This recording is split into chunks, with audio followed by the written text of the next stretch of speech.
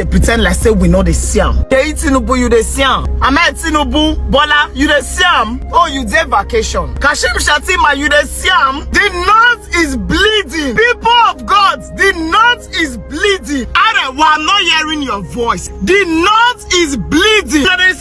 Now people now gather for under this grass, so now they say that they bury people in mass. They on that grass, so that human being like you they see for death. These people are burying their husbands, their children, their wives in numbers. We are all carrying the news as if it's normal. It's normal. They are counting dead bodies as if the pepper fruits that they shed. It's normal. Governor Mufwang Mena said, the Plateau governor, what are you doing? Watch your interview. You are taking time to highlight that President Tinubu has been checking in on you people because not be your children die. Not be your wife die. Now why if you pick the call? Are you gonna stand up from there and act like a soldier, or you wanna keep cowarding? Even in this situation, you are twerking for the president. You have the time to acknowledge the president. Northern youths, what are you doing? No, let me understand. Why is there no flyer going round saying justice for Plateau? That's the least you can do, Arewa. Justice for the North. Oh, you cannot talk amongst yourself. You cannot defend yourself. You don't criticize yourself. All of you are the crazy. You are not tired of burying your children. You are not tired of burying your fathers. They are even counting communities, and they have taken only 64 communities. Herdsmen go enter your village, kill everybody, burn everybody. You are counting. It's alright. The level of hypocrisy in this country is quite alarming. It's something you can never think of. In fact, it's unfathomable. And the more you think about it, the more questions you have to ask yourself. And the most shocking thing is that those who were supposed to do justice to those questions are just relaxed, sitting and moping at you, feeling as if nothing is happening. But something is seriously going wrong in this country. Now, few days ago, there was one unfortunate incident that happened in Iromi. 2 seconds that incident happened. That is great. People started talking about it. Investigation started going on. And before we know what is happening, we see some of our northern brothers come out and begin to protest justice for their brother. But there is a serious spying that has been happening in the north, Plateau State to be precise. And I'm not seeing the same energy, the same vibe that they are using to protest justice for their brothers in Uromi. They have never seen them protest for justice for their brothers and sisters in Plateau State. The first one happened, people were tied in their numbers. Nobody come out and protest. The second one just happened. Abi Plateau State no be not. Maybe I'm the one that is overthinking it too. In fact, maybe these names you are seeing on your screen are not northern names. Abi, what is actually going on in this country? In fact, where is President Tinubu? Oh, he's outside the country. But they are saying in this interview, which I'm going to allow you to listen to, that if it were to be in a safe country and half of what has happened in Nigeria happened in that country, that the president has no other options than to cancel his or her trip and return to the country ASAP to tackle what is going on. But of course, you know that Nigeria is a country located in West Africa, so nothing. But anyways, let me allow you to listen to this interview and reactions of what is going on in Plateau State and in Nigeria in general. But as you are listening, make sure you are clicking on that share button and also subscribe in case if you have never done so for more updates. And after that, I'll be back. Let's go there. Been quite depressing. The most depressing one, of course, being the at least 51 people who have been killed in fresh attacks in Plateau. And we can't just look away as a nation. Yes, we'll be talking about it at News Central here. But I'll say to Joe that I feel that as a nation, we feel the people of Plateau State. I don't know if we're making as much noise. It just feels like business is going on as usual. People are dying. People are being slaughtered. Families are being wiped out. And we're just continuing with life. Like it's business as usual. All Nigerians have been failed. It is simply that, you know, the late Chinua Achebe wrote a novel a long time ago. There was a country. I think there was a country. Because we no longer have a Nigeria. I'm saying that with all sense of responsibility. We are lying to ourselves if we think that what is going on, people can't understand it. In any case, where is your president? He has given instructions. Joe, where is your president? In the 2 weeks, or getting to 2 weeks that he's been away, well over 130 something people have been slaughtered. First over 80 in Bokos local government, now 52 confirmed. And if 52 is confirmed, don't be surprised. At the end of the day, it could be well over 100 people. It could be a conservative estimate. Now, and the president, in any other country, I continue saying this, in any other country where this happens, the president will cut short whatever he's doing, whether he's on vacation, whether he's on medical tourism, the president is needed here. Instead, the man is there writing a letter and saying the governor of Plateau State should take responsibility when the commander-in-chief is away. Okay, that's the big story on the front page of the Nigerian Tribune this morning. 51 feared killed in fresh Plateau attack. Killings in Benue, Plateau State's genocidal war, MDF says. It's an inexcusable security failure, Amnesty International says. Resolve underlying communal issues in your area, Tinubu tells Plateau governor. You know, it's a shame, like you said, that we have failed the people of Nigeria. So today is like Plateau. passing the buck. Yes. Yeah. We're shifting. I was taken aback when I saw that Yes. instruction saying that the governor should have the political will to end the security. Let's ask Mr. Amechi, looking at the constitution and the powers the governor has, he has a political will. Let's assume he has everything that is given to him. What can he do in his powers as executive governor of Plateau State to stop all of this? Look, we have a constitution that says the governor is the chief security officer of the state, but that's only on paper. In reality, the president is the commander-in-chief of the armed forces, and you need to understand, okay, look at what is going on in Rivers State now. In a country where the president could wake up in the morning and literally sack an elected governor without any repercussions whatsoever. To what extent is the governor the chief security officer of the state? A governor that cannot even give instruction, directive, to the commissioner of police of the state, unless you are in the good books of the president. Otherwise, the man will be there and will give counter instructions, and they will even withdraw your security details. So, what can Mufwang, governor of Plateau State, do in the circumstance? Who does he control? Other than arming local vigilante, what can he do? And in any case, he can't even arm local vigilante because he can't even buy guns enough for them. Look, where I blame the governor is that everybody is being politically correct. Your people are being slaughtered like animals every day, and you are still being politically. I mean, but no governor wasn't politically correct. Governor Zulum, he spoke out. Exactly. Yeah. You are still being politically. And we've seen action. Correct. Speaking tongue-in-cheek and saying that camp has been restored. There's something he said 2 weeks ago. And we saw what happened yesterday. And we saw what happened yesterday. And what? You know, here we are so religious, we say that God forbid. But the truth of the matter is that it is still going to happen again. All right, let's hold on. We have a call from London. We have Ade calling. Good morning. Thank you for calling. Please go ahead. Good morning, please. This is my first time of... Ade, can you please speak up? We're trying to hear you. Can you hear me now? Yes. And I'm hoping your line is quite faint. It's quite faint. Yes, Much please better. go ahead. Okay. I totally condemn what happened in Jos. And I'm not in support of the president staying outside the country. He should relocate to Plateau State. Because life of human beings have been wasted by chicken.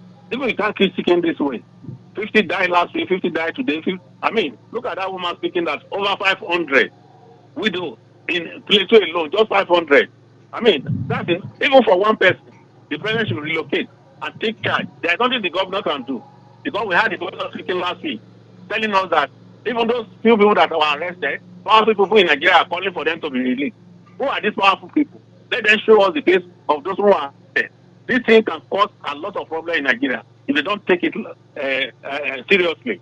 Because the American people, the American president is watching. Because that's the master of Nigeria now. If American stuff will change. So they should do something quickly before they start losing life like because of cow. I don't know. Cow is not valued than a human being life. So this is condemnable. I don't like it. I'm not happy about this. So that's my country, Nigeria. Thank you, Ade, for calling. You are saying, I think your last statement was that it will happen again. It will, because there is no deterrence. And, okay.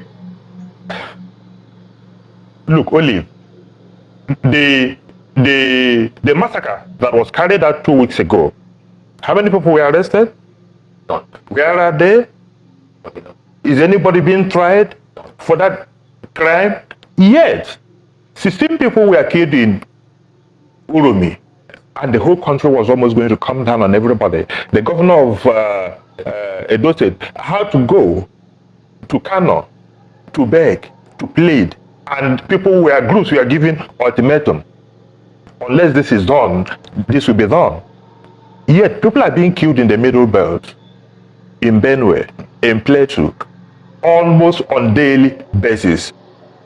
Hundreds. Can you imagine any other country where you wake up in the morning and all you hear is that 52 people have been murdered? And we move on. And one day, 2 days, this thing will be in the media in the next couple of days. And everybody will forget it until the next major massacre will happen. How long are we going to keep? How do we pray for Plateau? Pray for Benue? What exactly is President Bola Tinubu's responsibility? If a government cannot guarantee the safety of the lives and property of the citizenry, which is the primary responsibility of any government, everything is secondary. If you cannot guarantee the security of the people, then why are you there? Why are you there? And we're playing politics, and people are talking about 2027. On what basis will Tinubu be re-elected in 2027 if this were to be a democracy? Let's take this call from when he comes calling from Abuja. Good morning, Onyeka. Yes, good morning. Yeah. You. Or not. Good morning. Good morning. Please go ahead. And talk to us. Oh yeah, yes. Thank you very much. I mean, so I'm trying to support your guest speaker. Actually, what he's saying is that's my own thought of view as well. What happened in Plateau State is heart-wrenching. It's crazy. I don't know the word to qualify. You see, this thing keeps happening. And the truth about it is that my guest friend, the guest speaker, my friend I referred earlier, the comment of the Mr. President I had this morning, who said it's in France as we speak, that the governor the governor wasn't in, when I spell it correctly, should take charge. Take charge like how? Like your guest speaker is saying. Take charge like that. It's not possible. The state apparatus, the powers of the rise of the presidency. The system that's being run is that the president controls the IG, the service, the commander-in-chief of the armed forces. So the governor then go out to cancel nothing. Honestly, so that's the truth. Let me tell you, just like the guest speaker is saying, this is something now is anything to go by. And if I were running democracy, which we are not, then Mr. Tinubu, Mr. President, should be jittering. Should be knowing that this whole thing is going to work against him in 2027. But because we already know that the election has been won ahead of time in 2027, we know everything. So it's unfortunate. I had late, honestly. I don't care your news central, the level of your reportage and coverage.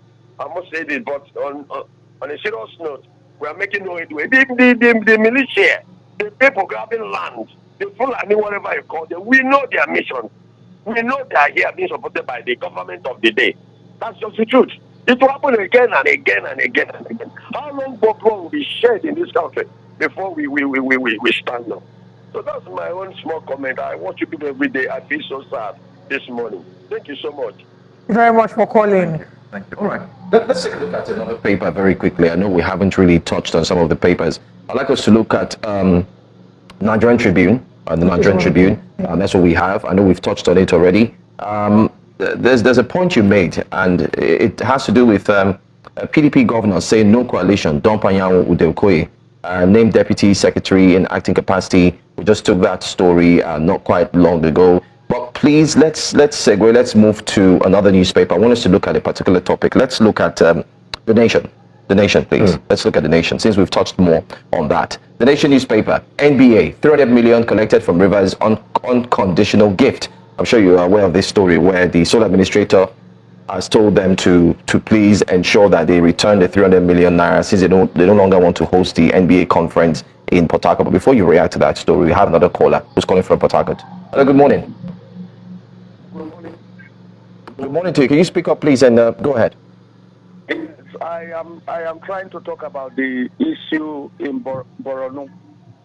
It's a very disappointing one, and I think for all clarity, the governor shouldn't just hold his hand. It shouldn't be at all, because it is a thing of his people.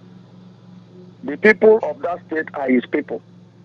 If the presidency and the government are not doing anything, I think the best thing to do is they should equip their people. We can't continue in this form in this country. We can't continue to go to this nonsense where people kill our people all the time, and we should fold our hands and look at them. It is happening almost in every part of this country, and it is not accepted in any way. We have us, we can fight. We have us, we can do some of the things they do. So let us not just hold our hands and see our people being killed.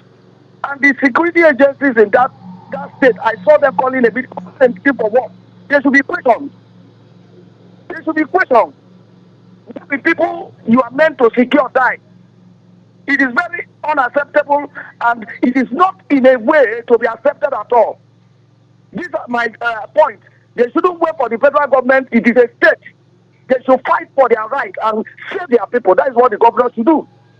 Douglas, thanks for calling. Thank you. All right.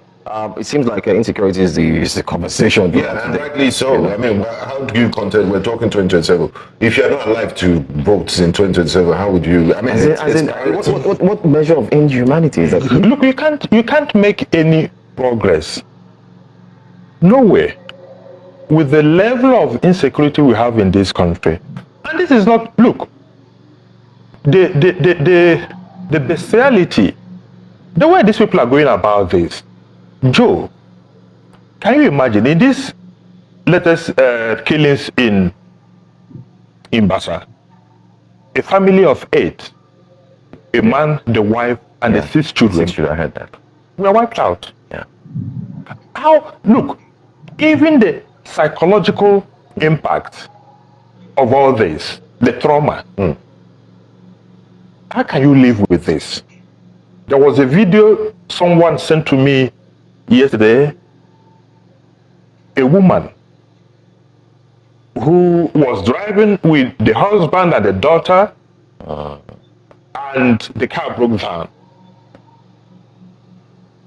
By the time they got out of the car to see what was the issue, these armed men came out of the bushes and took them away. They raped the woman in front of the husband, in front of the daughter. They raped the daughter, and they sodomized the husband. They have fled the country. They paid 8 million and were released after 5 days. They fled the country, and they vowed, they said they will never set foot again. I think I saw that story. Yes, they said they will never set foot again in Nigeria. That even when they die, that they should be buried outside the country. A lot of people have come to look. How do you explain this? That people can no longer go to their farms. And this is not only Benue Plateau, Edo. Even Ondo. Yes. Even in the southeast. Yes, the southeast, and then the southwest. People are now forming all kinds of vigilantes to protect their communities. I mean, that's what would happen. Everyone will resort to self-help. Yeah. What kind of country is this? So, what kind of country is this? And we have people there, by an organization, statements every day, and if you talk, they insult you. They insult you. And these are the same things. Just yesterday, Tinubu, as an ordinary citizen, was condemning, financing all manner of protests. And today, nobody can talk about this government. Nobody can even give, no matter how constructive your criticism is. Yesterday, the governor of Benue State, a reverend father, stopped P2B from visiting Benue State. P2B was going to IDP camp and to School of Nursing to give something to the people, the long-suffering people of Benue State. The governor stopped him from entering Benue State. You don't buy the security concern response. How? P2B said he tried many times to contact the governor. Of course, the governor could not be reached. He got in touch with the ADC, who said the man was in a meeting and that he would tell him after. And there was no response. The following day, the ADC said he had not been able to reach his principal. And then P2B said, okay, I am contacting just for courtesy call. It's not as if it is necessary. And he proceeded only to be stopped and told what security concerns, what has Reverend Alia done in all the killings. And look, the point we are not emphasizing enough is that this governor of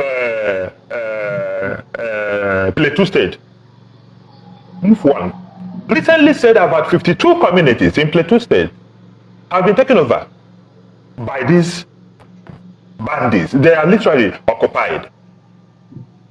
And the people who live in these communities are not living in IDP camps because they have been checked out of their ancestral homes. They are not living in IDP camps. And you call yourself a citizen of a country and you cannot go to your home because you've been chased out by hoodlums and the government cannot guarantee your safety. Some of these people have been in IDP camps for almost 5 years. And we say this is a country, and we say you should be loyal, you should be patriotic, you should. I don't know, but I think we are gradually getting to a stage. Now, some people argue whether it is a failed state or a failing state, but if you ask me, how else does a country qualify as a failed state when security of lives and property cannot be guaranteed? When in your own country you can't even live in your ancestral home? When people, most of them are not even Nigerians, have taken over and are sitting pretty in your ancestral homes while you are out there.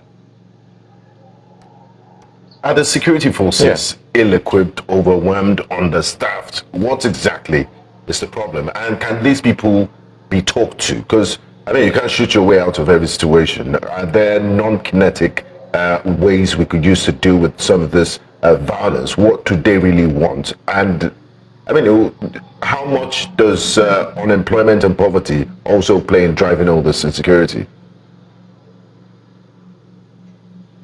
Can the security forces handle all these crises? If you ask me, I will say I doubt. We have about 240-something thousand soldiers, about 300 and something thousand policemen, most of who are attached to VIPs. So in a population estimated to be over 200 million, there are so many ungoverned spaces in this country. The borders are very, very porous. we have no safe border. So these guys come in and they move out. Can the security people that we have now really do the job of securing all these places? I would say no. But the other side of the distance is that you're talking about non-kinetic means of solving the problem. Have these people told you what they want in the first place?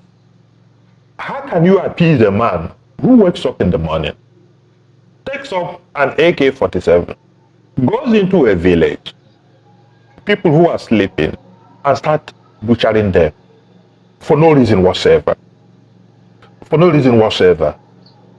How can you appease the people who chase out the ethnic communities that have lived in a particular place for ages and are occupying that place?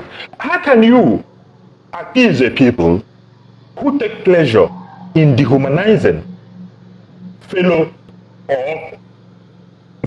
human beings, in dehumanizing, in raping, in maiming, in sodomizing fellow human beings? Are you going to appease them? How? You get the point. Now, what do you think about this whole unfortunate incident that is happening in this country and the reactions of our leaders towards what is going on? In fact, share your thought with me on the comment section. And of course, you know the vibe now. Click on that subscribe button, follow, and share for more updates. Because like this, we move.